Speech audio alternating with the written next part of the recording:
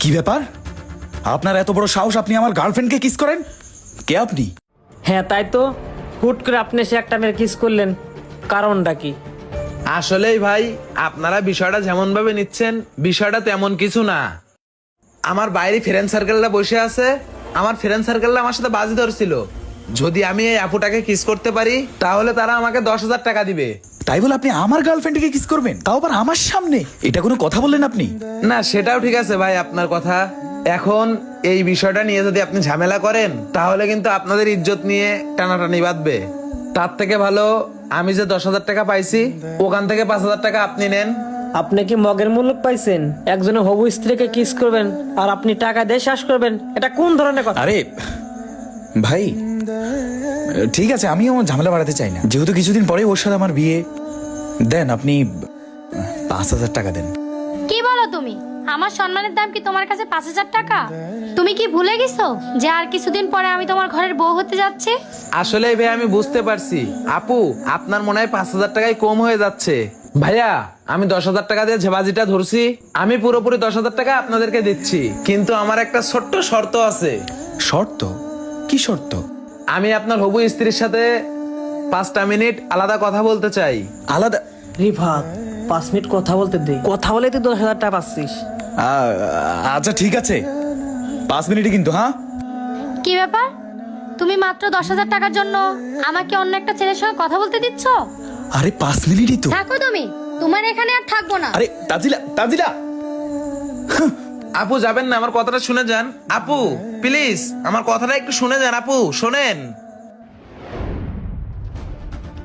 দাঁড়ান না আপু, শোনেন। আরে আপু কি বলি এটা একটু শোনেন। কি ব্যাপার? কি সমস্যা আপনার? আপনি আমার পিছে পিছে কেন আসতেছেন? আরে আপু, আপনার সাথে একটু কথা বলতাম। কি কথা বলবেন আপনি? আপনার জন্য আমাদের বিয়েটা ভেঙে যাচ্ছে। আরে এর জন্য তো আপনি আমাকে ধন্যবাদ দিবেন, উল্টো আরো রেগে যাচ্ছেন। কিসের জন্য আমি আপনাকে ধন্যবাদ দিব? ধন্যবাদ দেওয়ার মতন কি কাজ করছেন আপনি? একটা বাট পার্সেলের কাছ থেকে আপনাকে বাঁচাই দিলাম, এইটা আপনার উপকার করছি না? বাটপার? ও বাটপার, সে কথা আপনি কিভাবে জানলেন? এর প্রমাণটা তো আপনি নিজেই পাইছেন। মাত্র 5,000 টাকার জন্য আপনাকে কিস করতে দিছে, আর 10,000 টাকার জন্য অপরিচিত একটা ছেলের সাথে কথা বলার জন্য সুযোগ করে দিচ্ছে। দেখা যাচ্ছে বিয়ের পরে এর থেকে বড় কোনো অফার পেয়ে আপনার সাথে অন্য কিছু করলো। দেখেন, এমন একটা ছেলেকে বিয়ে করার থেকে না করে থাকাটা সারা জীবন ভালো না? এমন একটা কেয়ারলেস ছেলের হাত থেকে আপনাকে বাঁচিয়ে দিয়েছি, এই জিনিসটা ভালো হয়েছে না?